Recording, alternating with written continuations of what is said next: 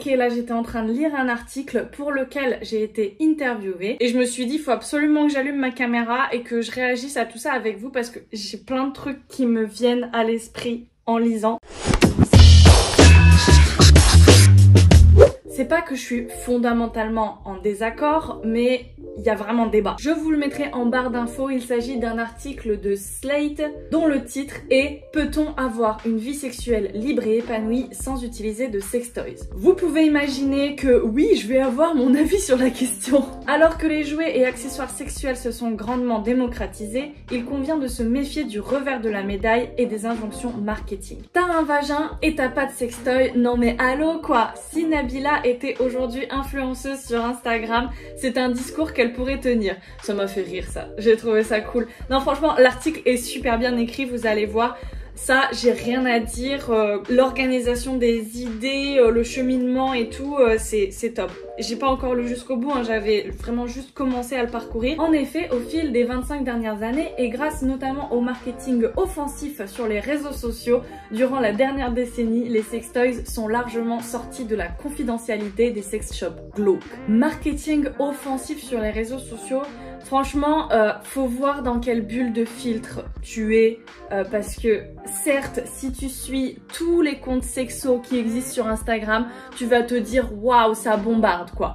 Mais est-ce que c'est l'expérience des réseaux sociaux de la majorité des gens, des jeunes femmes? Je suis pas sûre. En général, ils vont en suivre un ou deux et ils vont voir passer de temps en temps quelques communications commerciales avec des jouets dedans. Je pense que c'est un marché qui subit encore énormément de freins.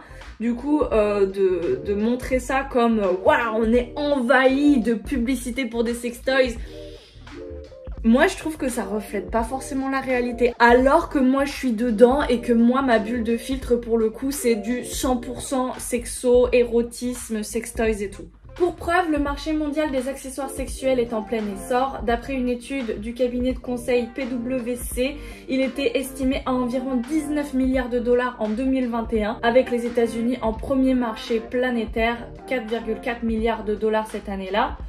Ouais, c'est impressionnant quand on voit les chiffres comme ça, enfin c'est un marché quoi. Et devrait approcher les 27 milliards de dollars en 2026. En France, d'après une étude de l'IFOP publiée en février 2021, plus de la moitié des Français avaient déjà utilisé un jouet sexuel en 2020, dont plus de 30% lors de l'année écoulée. Alors ça, la moitié des Français ont déjà utilisé un sextoy, c'est un chiffre qui me surprend. Je serais intéressée de voir quel est le panel, quelles sont les personnes interrogées là-dedans. Délaissant les formes phalliques et adoptant des designs esthétiques, affichant des couleurs pop et déclinés pour différents usages. Oui, là, moi je suis relativement d'accord. Mais il y a un petit ton ironique là-dedans, vous trouvez pas? C'est en mode, ah ouais, ils font des choses jolies hein, et tout, mais en fait, c'est pas top. Le truc, c'est qu'entre les publications dithyrambiques sur les réseaux sociaux à propos du dernier sextoy qui promet l'orgasme parfait en 5 minutes chrono, je me sens visée là. Je me sens fortement visée parce que c'est moi qui fais des publications sur les réseaux sociaux pour parler de l'orgasme parfait. En tout cas, moi j'essaye de guider les gens vers leur orgasme parfait et de leur donner des outils et des clés pour ça. Alors pourquoi c'est dithyrambique? C'est peut-être pas moi, hein, je vais pas me sentir le nombril du monde non plus, mais je suis une d'elles en tout cas. Les multiples articles de presse qui poussent à explorer son corps et son plaisir par le truchement d'un jouet et les conseils de l'entourage. Alors là, moi, ma réflexion c'est qu'est-ce qu'il y a de mal à pousser les gens à explorer leur corps? Explorer son corps, ça veut pas dire être obligé à faire quoi que ce soit. C'est juste arriver à se connaître pour après justement savoir quoi accepter et quoi refuser. Donc je vois pas le problème. S'il y a des articles de presse qui poussent à ça, moi je trouve ça très bien. Le truchement d'un jouet, j'arrive pas. Attends, on va voir la définition de truchement.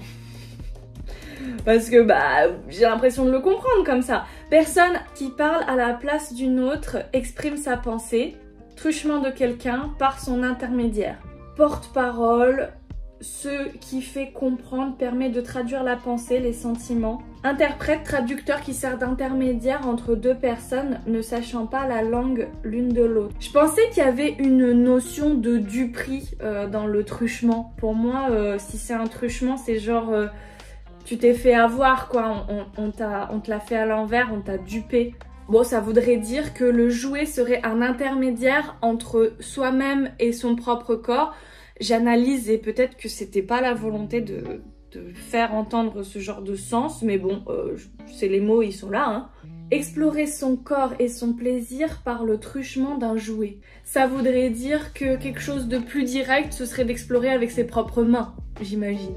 Alors ça, les conseils de l'entourage, franchement, moi pour les jeunes avec qui j'échange sur mes plateformes et tout, durant les événements que je fais, justement, les gens sont un petit peu délaissés par leur entourage et ils n'ont pas l'occasion, pas l'opportunité d'échanger sur la sexualité, l'exploration de leur corps avec leurs proches. Et c'est une souffrance, c'est un manque pour ces gens-là parce qu'ils aimeraient avoir une béquille, des gens qui les conseillent, qui les guident, qui leur donnent des clés et tout. Et en général, il n'y a pas parce que c'est tabou, parce que ça se fait pas, on n'en parle pas. On a peur d'être jugé si on en parle à telle ou telle personne. On sait pas comment ça va réagir. Enfin, c'est compliqué d'en parler à son entourage et du coup d'avoir les conseils de l'entourage. La question n'est évidemment pas de se positionner pour ou contre les sextoys, ni de dire qu'une sexualité sans texte serait préférable, et encore moins de cautionner un quelconque ordre moral conservateur et pudibond. Là c'est un petit peu oui mais j'ai dit que c'était pas bien, mais en même temps je dis pas que c'est pas bien, hein, je voudrais pas être anti-sextoys non plus. C'est bien, ça modère son propos, écoute, très très bien. Les marques ne peuvent pas faire de publicité directe sur les réseaux sociaux, donc au risque d'être censurées ou shadowban par les plateformes, précise-t-elle. Elle sponsorise donc des publications d'influenceuses qui sont rémunérées par ce biais. Ces dernières se retrouvent alors à faire la promo de tous les sextoys qui sortent. Alors vraiment, mais trouvez-moi une influenceuse sextoy sexo qui parle de tous les sextoys qui sortent. Parce que la plus à même de parler de tout ce qui sort, c'est peut-être moi. Parce que je suis la seule qui est vraiment spécialisée jouets. Je pense, hein, actuellement en France. Mais il y en a sûrement d'autres avec des petits comptes Instagram et tout. Mais enfin, voilà, moi je suis là depuis 10 ans et je parle de sextoys de façon spécialisée. C'est mon truc à moi. Je dis pas que je suis la meilleure et je suis loin d'être celle qui a le plus d'abonnés. C'est impossible de parler de tout ce qui sort. Il y en a tellement. Donc vous vous rendez pas compte de ce que vous écrivez là. Cela crée un effet de masse qui peut devenir particulièrement pesant sur les consommateurs et les consommatrices. Fin de citation. Amandine Jonio regrette ainsi la sexualité et le plaisir sont devenus un produit marketing comme un autre. Alors je suis d'accord que le marketing a atteint la sphère de l'intime, que nos sexualités, notre rapport au corps, même l'hygiène intime sont devenus des produits marketing, mais c'est pas nouveau en fait. Enfin, depuis qu'on commercialise du porno, c'est quand même une industrie absolument énorme. Le plaisir sexuel et le désir fait fond de commerce. Ça n'a pas été inventé avec les réseaux sociaux. Avant, c'était des DVD. Il y avait les magazines érotiques. Enfin bon, c'est pas du tout nouveau que la sexualité et le plaisir soient devenus des produits marketing comme des autres. En plus, c'est quand même super bien connu que le sexe, ça fait vendre. L'érotisation des corps et tout, enfin... Dans le marketing, c'est connu depuis belle lurette aussi. Je ne comprends pas ce qu'il y a de nouveau et de marquant avec les sextoys ici. Je pense simplement qu'ils sont devenus moins sacralisés et moins réservés à des usages, on va dire, subversifs, des sexualités un peu alternatives qu'on considère kinky, etc. Au contraire, les sextoys, ils sont devenus vanille. Ça va parler de ça après. Mais justement, je suis pas d'accord. Le phénomène est d'autant plus pesant qu'il peut créer une sorte de course à l'expérimentation et au plaisir et que, comme le remarque la journaliste, il y a toujours un côté affectif avec la communauté. Donc là, je pense que Amandine Jonio parlait du lien parasocial qui se crée entre les abonnés et les influenceurs et influenceuses. Oui, en effet, il y a des liens qui se créent et une certaine proximité qu'on n'a pas avec les stars de cinéma, les gens à la télé, etc. Parce qu'il y a ce côté dans les réseaux sociaux, on a l'impression d'être avec toi, on a l'impression de discuter ensemble. Moi je l'ai toujours dit sur ma chaîne que j'avais envie de cultiver cette proximité parce que justement je trouvais ça intéressant pour aborder des sujets très intimes, d'avoir un lien un petit peu grande sœur, bonne copine. Si vous êtes beaucoup plus jeune que moi, je pourrais être votre tante un petit peu décomplexée. Ben voilà quoi, c'est intéressant en fait de former ce genre de liens parasociaux. Je comprends pas comment ça vient être là comme un cheveu sur la soupe, le côté affectif avec la communauté. En quoi ce serait plus pesant? Peut-être à la limite c'est plus insidieux parce que sur les réseaux sociaux, les gens qui vous font de la publicité, c'est des gens avec qui vous avez un lien, vous avez en tout cas ce ressenti de lien, vous avez l'impression du coup que c'est vos amis qui vous conseillent d'acheter un produit. C'est pour ça que c'est diablement efficace pour la plupart des influenceurs, c'est pour ça que l'influence marketing s'est développé, enfin c'est un phénomène qui existe, c'est tout, c'est là. La course à l'expérimentation et au plaisir, certes, on va inciter, moi j'incite les gens à expérimenter avec leur propre plaisir, avec leur corps, encore une fois dans une perspective de découverte de nos propres sensations. Est-ce que c'est la course après? Parce que moi je remarque dans mes abonnés quand j'échange avec eux, avec elles surtout, et ben les gens à qui je parle, ils ont pas envie d'avoir tous les sextoys dont je parle.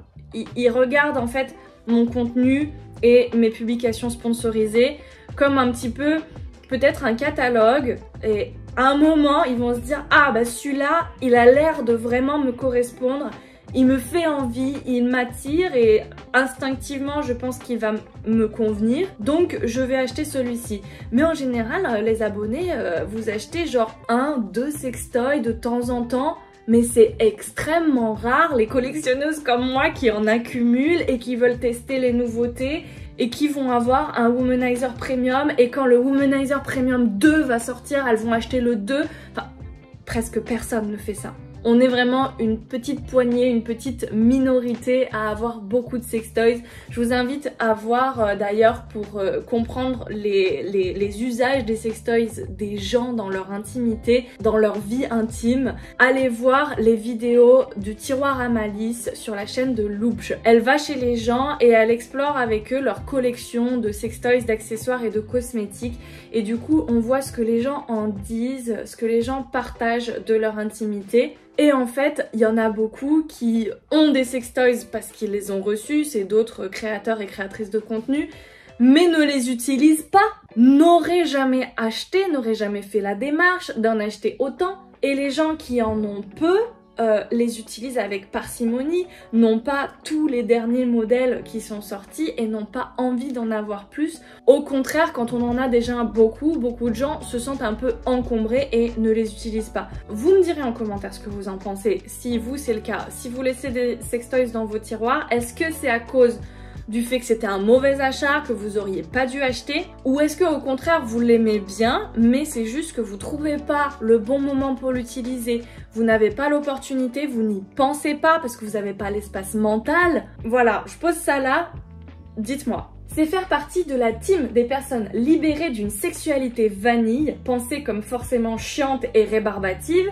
alors même que certains et certaines s'en satisfont, s'y épanouissent et n'éprouvent pas le besoin d'essayer autre chose ou ne souhaitent pas réitérer une expérience plus kinky qui ne leur a pas apporté de plaisir. Alors là, il y a beaucoup de choses. On en vient à ce truc de la sexualité vanille. Alors déjà, définir ce qu'est la sexualité vanille, à partir de quand elle commence et elle s'arrête, où commence le kinky, où commence la sexualité BDSM, alternative, extrême. Enfin franchement, tu peux dire que tu fais plus du sexe vanille à partir du moment où tu t'es bandé les yeux, t'as utilisé une paire de menottes, un petit fouet. Il y a plein de petits trucs comme ça, c'est déjà du soft bondage et on pourrait dire que t'as fait quelque chose de kinky, alors que en vrai, on pourrait se dire, ben c'est devenu tellement commun, les gens qui essayent de s'attacher et de se bander les yeux, que ce n'est plus vraiment marginal. Donc c'est rentré dans le sexe vanille peut-être. On pourrait le questionner ça à mon avis avec les époques, ce qu'on définit comme vanille ou pas vanille, ça peut fortement évoluer. Donc qui fait son sextoy, en acheter, en parler, ce serait faire partie de la team des personnes libérées du sexe vanille. Donc ça voudrait dire que l'usage de sextoy est kinky. On va opposer vanille et kinky, hein. Et ben encore une fois, quand tu vois ce que c'est que de poser un petit galet vibrant sur ta vulve, de te faire des petits massages, d'utiliser un mini bulette sur ton clito, enfin, moi je trouve pas ça kinky, je suis désolée. On n'a peut-être pas les mêmes définitions, chacun et chacune. Dites-moi en commentaire encore une fois, je veux du débat. Ça me hérisse un petit peu les poils parce que, en fait, les usages des sextoys sont tellement divers et variés.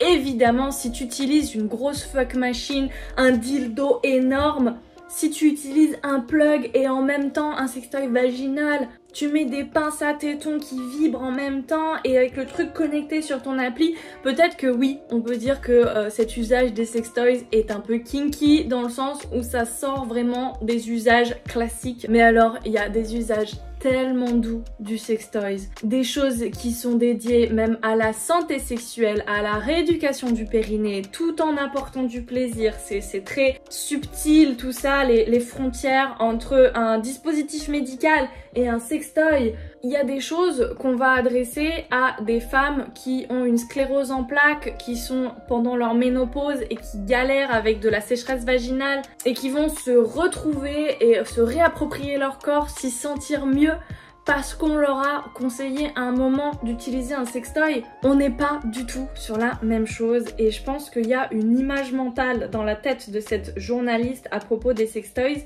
qui ne reflète pas tout l'éventail des possibles. Allez interroger des gens qui ont une vraie sexualité très kinky, qui ont poussé les choses vers des autres levels, qui font des munch parties et tout, qui ont des relations déesse, maître-esclave, etc., qui jouent vraiment sur la domination et sur la douleur, voilà. Demandez à ces gens-là ce qu'ils en pensent du sexe vanille. Demandez s'ils en font ou pas, de temps en temps. Parce que oui, faire du BDSM, ça veut pas dire que tu fais que du BDSM toute ta vie, déjà. Bah franchement, je suis persuadée, pour avoir échangé avec certaines de ces personnes qui ont ces pratiques-là, que jamais ils ne vont dire le sexe vanille c'est chiant et rébarbatif. Alors que même ce seraient les gens qui pourraient juger parce qu'ils sont de l'autre côté du miroir, tu vois. Un objet féministe, vraiment?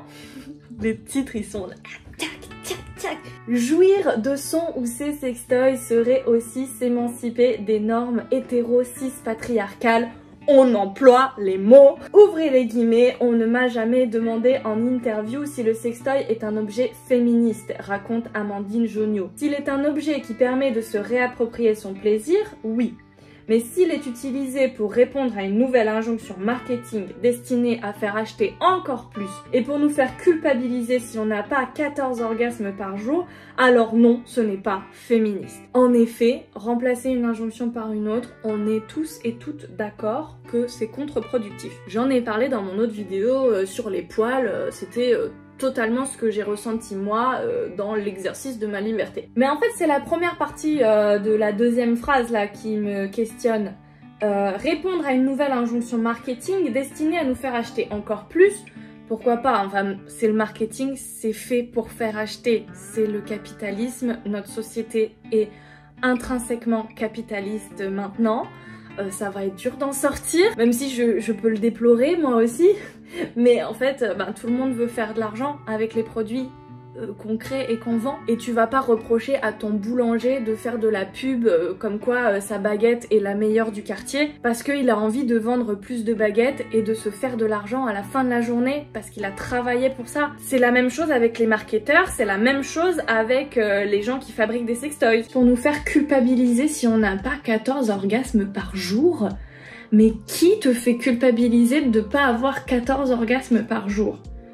Parce que franchement, il faut regarder les discours des marques actuelles qui sont dominants sur le marché du sextoy. Certes, on t'invite à explorer tes orgasmes et à vraiment prendre ton plaisir et à t'épanouir, mais justement, il n'y a jamais eu ce truc de il faut toujours plus, il faut jouir à fond, rapidement et souvent. À part sur le fait qu'on va te dire la batterie elle tient longtemps. Sur les spécifications techniques à la limite, oui, on va te dire si tu veux, tu peux avoir 14 orgasmes à la suite. Écoute, c'est possible. Notre sextoy, il va tenir le coup. Ça, c'est peut-être quelque chose qu'on va te dire dans le marketing. Qui te fait culpabiliser de pas avoir 14 orgasmes par jour? J'ai l'impression que c'est pas un discours que j'ai déjà croisé. Donc je comprends pas d'où ça vient. Alors évidemment, ce serait pas féministe. Évidemment, ce serait une injonction. Mais est-ce que ça existe? Moi, je pose la question et je veux bien voir, je veux bien des exemples et qu'on m'explique. Outre le jeu sur le sentiment d'appartenance, l'injonction au sextoy s'attaque aux insécurités les plus intimes. Ouvrez les guillemets, je trouve très dangereux le déplacement des arguments marketing autour des sextoys, avec désormais l'idée qu'ils participent au bien-être, aident à soulager le stress, à mieux dormir, etc. Mais il y a des études!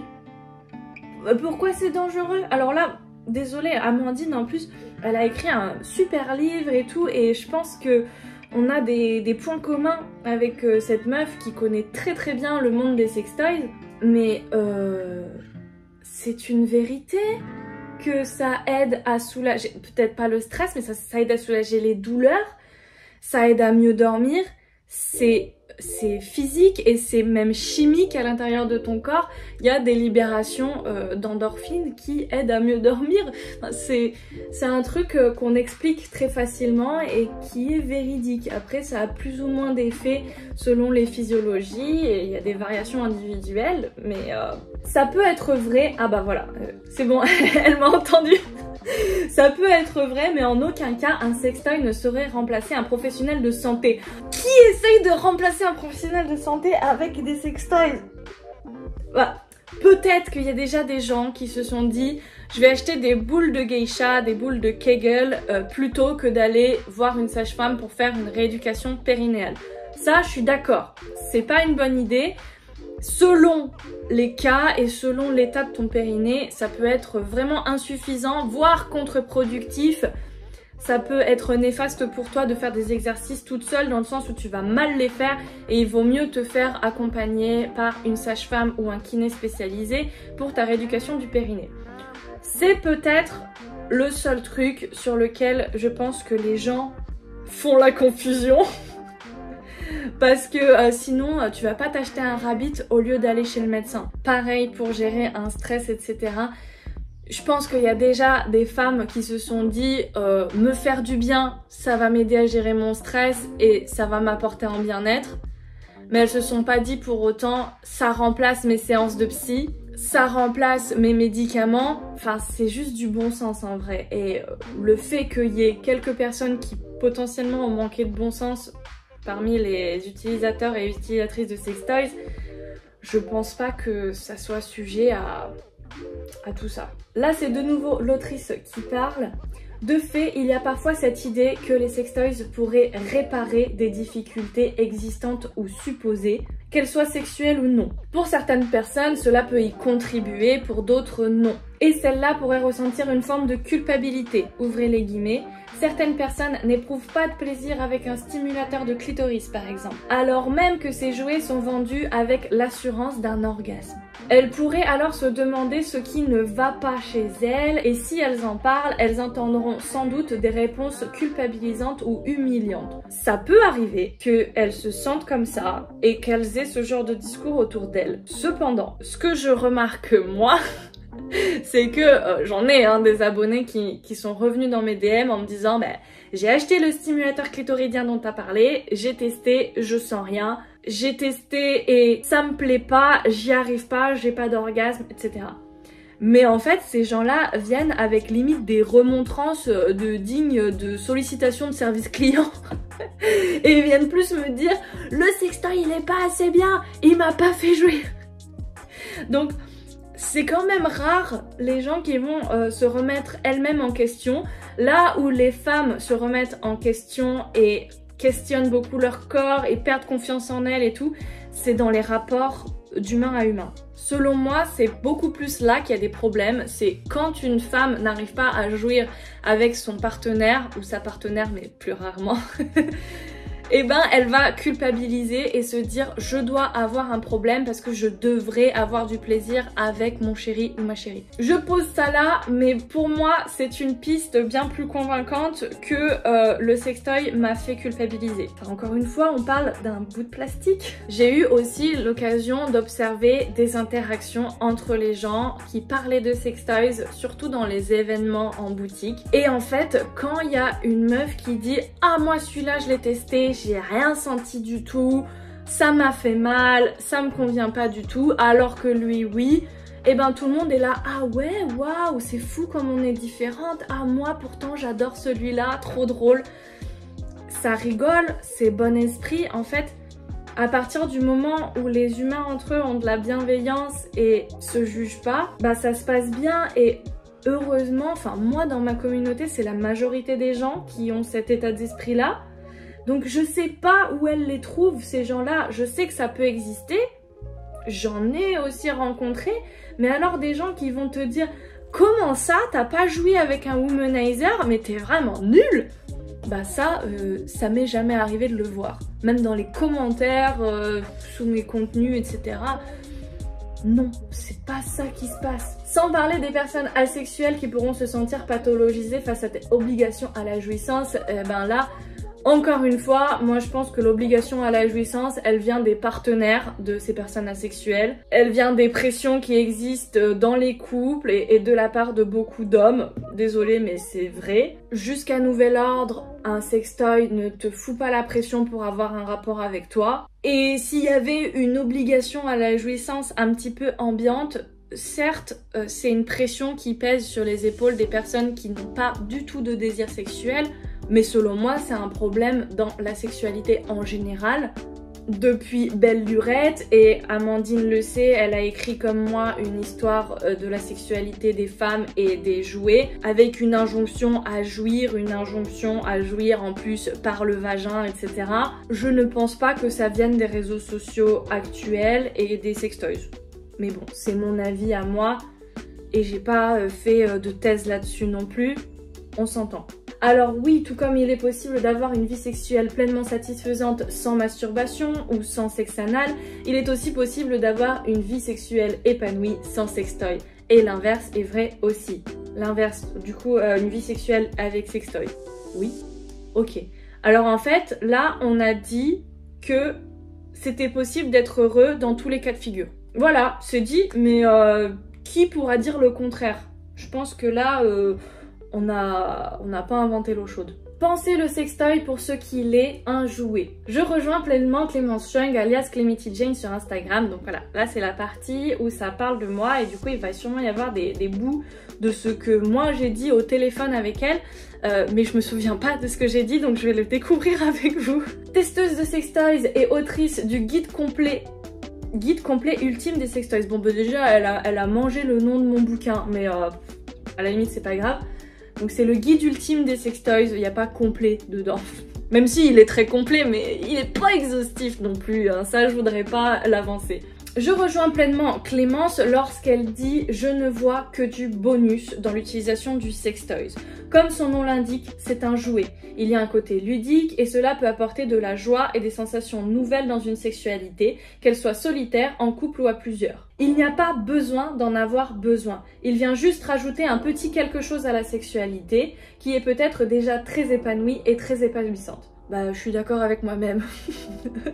C'est bon, elle a pas déformé mes propos jusque-là. On continue sur la citation de moi. C'est quelque chose qui sert avant tout le plaisir et qui n'est pas nécessaire à notre survie de la même façon qu'une console de jeu. Fin de citation. Vous connaissez certainement des gens qui n'aiment pas les consoles de jeu et qui s'en portent très bien. Oui voilà, c'était ma petite analogie qui m'est venue au moment où j'étais au téléphone là-bas. C'est pas forcément la meilleure, mais je voulais un truc qui parle de... Voilà, le côté loisir qui n'est pas partagé par tout le monde, mais qui pourtant est quand même très répandu.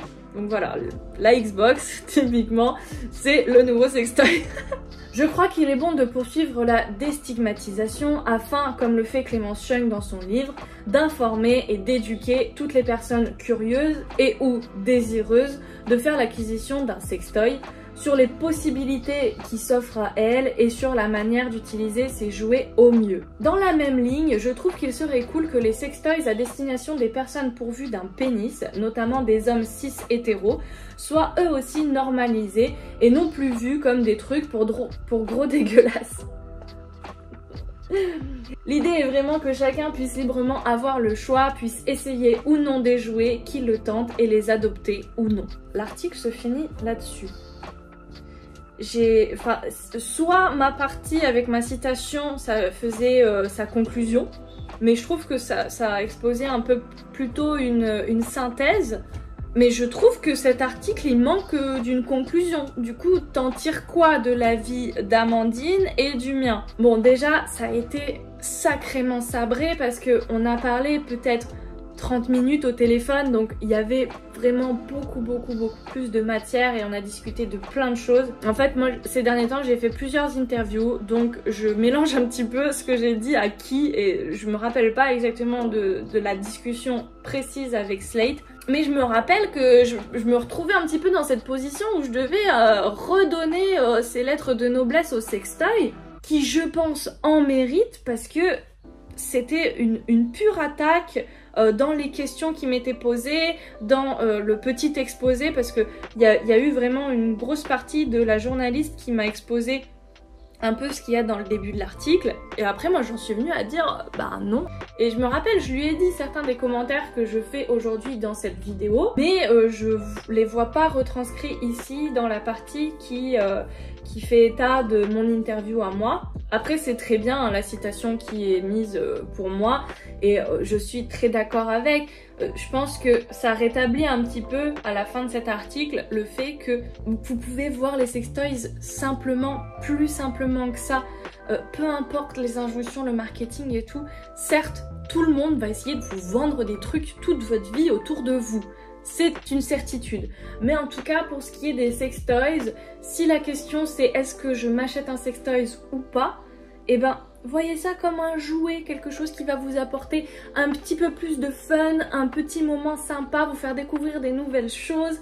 Voyez-le comme un petit truc excitant comme ça à tester dans votre vie intime. Ne vous en faites pas une montagne, un symbole de féminisme et de trucs et de sexualité patriarcale ou je sais pas quoi. Certes, il y a un énorme sujet de société autour des sextoys, mais quand il s'agit de dire aux gens quoi en penser en tant qu'individu, je pense que inviter les gens à un petit peu plus de sobriété, de simplicité, de légèreté avec les sextoys, ce serait bien plus bénéfique parce qu'on pourrait aussi arriver face à nos sextoys, les avoir en main et se dire je prends l'objet pour ce qu'il est, ça vibre, ça peut me faire du bien, peut-être que ça m'en fera pas et on verra. Je vais proposer à mon chéri, peut-être qu'il dira non, peut-être qu'il dira oui. Et dans tous les cas, tout va bien. Si j'aime pas, tant pis, j'ai dépensé quelques euros et je n'en tire rien sur la longue durée. Ma foi, j'en aurais déjà tiré une expérience au même titre que j'en tire une expérience quand je paye 60 balles dans un très bon resto. Voilà, est-ce qu'on pourrait voir les choses avec un petit peu plus de simplicité? C'est ma conclusion à moi et j'espère que c'est un peu la conclusion de l'article. Mais il y avait des passages où je me disais mais vraiment où est-ce qu'on va quoi? Je trouve que ça diabolise beaucoup le marché du sextoy en tant qu'industrie, en tant que business et tout. Mais en fait, dans n'importe quel domaine, de la cosmétique ou alors de l'alimentation, des voitures, vraiment tout quoi. Tu vas avoir des gens qui font le marché comme des requins et qui font ça tout pour le fric et qui te proposent des produits merdiques qui en ont rien à foutre de la sécurité, de la satisfaction et du bien-être de leurs utilisateurs, de leurs consommateurs. Et ça, je le déplore entièrement comme vous, il n'y a pas de souci. Et là, pour le coup, faire de la course à la consommation avec des produits de merde, en effet, c'est pourri, globalement parlant, avec tous les produits de l'électronique et les déchets que ça engendre, la pollution au niveau de la production et tout, la surconsommation, l'obsolescence programmée et tout, c'est un désastre écologique, on est d'accord. Et maintenant, les sextoys en font partie, même si c'est encore minoritaire par rapport à d'autres domaines. Mais après, il s'agirait de ne pas oublier aussi qu'il y a d'autres acteurs sur le marché qui font l'industrie du sextoys, qui construisent le marché et qui ont derrière des intentions louables. Peut-être je me suis fait avoir aussi, mais franchement, je les trouve cool, avec des messages positifs, des efforts vraiment pour faire des produits qui soient à la hauteur, qui apportent vraiment de la satisfaction, du plaisir, des orgasmes à des femmes qui n'en ont pas, qui n'y ont pas accès facilement. Des gens qui veulent vraiment apporter du bien-être, du confort sexuel, régler des problématiques. Moi, ça fait 10 ans que je parle en direct avec parfois les gérants, ou en tout cas des employés, des chargés de produits, de R&D, etc., d'entreprises qui travaillent dans les sextoys, qui en fabriquent ou qui en revendent. Et j'ai parlé à une multitude de personnes, mais croyez-moi, c'était pas tous des requins qui voulaient votre argent et qui s'en foutaient des sextoys qu'ils allaient vous vendre. Au contraire, la majorité de mes interlocuteurs dans le business des sextoys, eh ben, c'était des gens incroyables. Certes, c'est des gens qui essayent de faire de l'argent, de faire vivre leur entreprise, qui ont envie de s'y retrouver, d'avoir un salaire et potentiellement peut-être de s'enrichir. Mais c'est aussi des gens qui ont envie de fournir des bons produits, qui ont envie de répondre aux attentes de leurs clients, qui s'adaptent, qui changent, qui avouent leurs torts quand il y en a, qui avouent leurs erreurs et qui les corrigent. Enfin, c'est beau quoi. Moi, j'ai pas infiltré 36 000 autres marchés, mais je doute que dans, je sais pas, la grande distribution alimentaire, ce soit aussi bienveillant que dans les sextech. Voilà, en tout cas, c'est mon avis à moi, c'est mon expérience et mon ressenti aujourd'hui. Peut-être que dans 2 ans, 3 ans, 10 ans, je dirais autre chose. Le marché aura évolué d'ici là. En tout cas, là, c'est le résultat de mes 10 années, presque 9 années à infiltrer le marché et à être de plus en plus en contact avec des acteurs vraiment clés du business des sextoys. Voilà. C'est là-dessus que je pense que j'avais quelque chose à en dire et j'espère que ça vous aura intéressé. Je vais arrêter cette vidéo, ça fait 1 heure que je filme. J'ai chaud! Et en tout cas, si vous avez suivi cette vidéo jusque-là, dans tous les cas, je vous remercie d'amour. Évidemment, si vous voulez vous procurer mon livre qui s'appelle « Le guide ultime des sextoys », c'est pas marqué dans le titre qu'il est complet.